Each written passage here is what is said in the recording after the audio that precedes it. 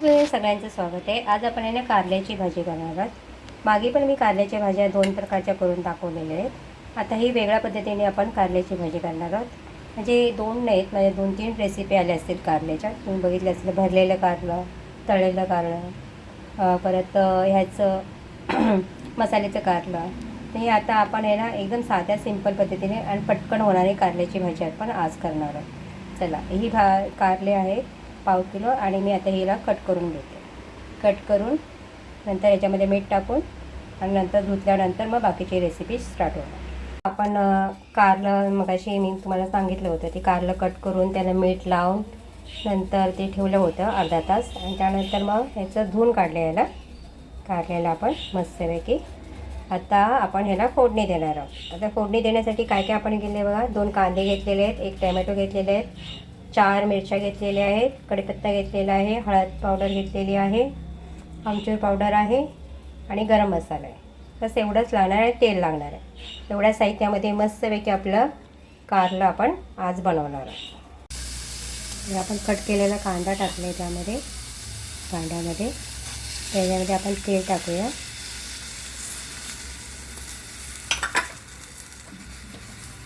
आणि कांदा भाजून घेऊया। कांदा पूर्ण भाजत आला की मग मिरची टाकायची। ते मिरची, कढीपत्ता आणि टोमॅटो टाकायचा। कांदा आपला भाजला होता पूर्ण, त्यांना भाजून घेऊया।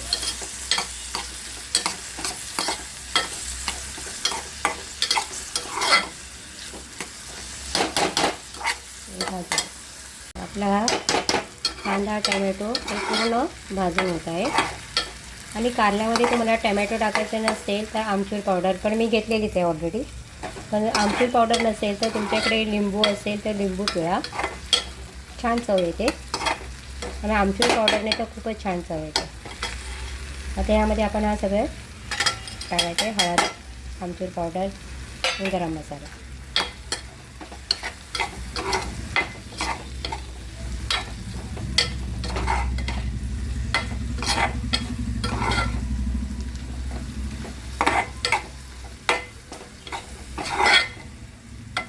मस्त साधी सोपी कारल्याची भाजी बनते आणि सगळ्यांना आवडते। कारला एकदम विटॅमिन्स असते आणि जास्त कडू पण नाही होत, छान होतं। आपला मसाला पूर्ण भाजत आलेला आहे। आता यामध्ये आपले कारला टाकायचं।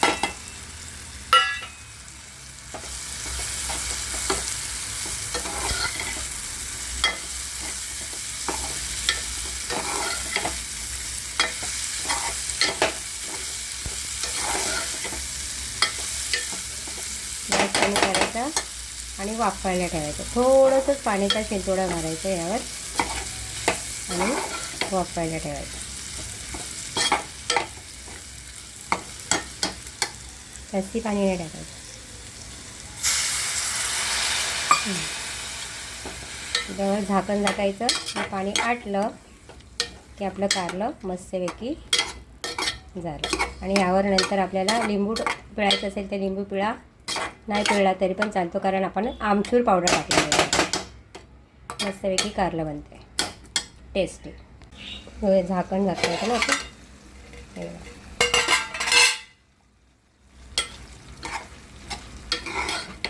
थोडंसं पाणी सोडलं मस्तपैकी कारल्याची भाजी आपली झाली।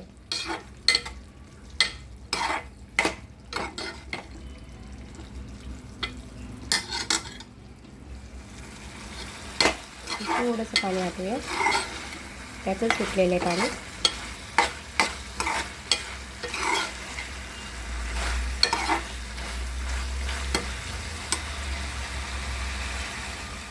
तेरा मस्त एक आपली कारल्याची भाजी झाली। गावी पण मी कारलं, भरलेलं कारलं तुम्हाला दाखवलं होतं गावी गेले होते तेव्हा। आता एकदम साधी सिंपल डब्याला पण घेऊन जाऊ शकता, अशी सुंदर झाली। आता गॅस घालूया आपण। बघा, तुम्हाला आवडेल कारल्याची भाजी, अतिशय सुंदर झालेली आहे आणि टेस्टी पण आहे। आवडले असेल तर लाईक करा, सबस्क्राईब करा आणि तुम्ही पण अशा पद्धतीने करून खा। पटकन होणारी आणि छान करा।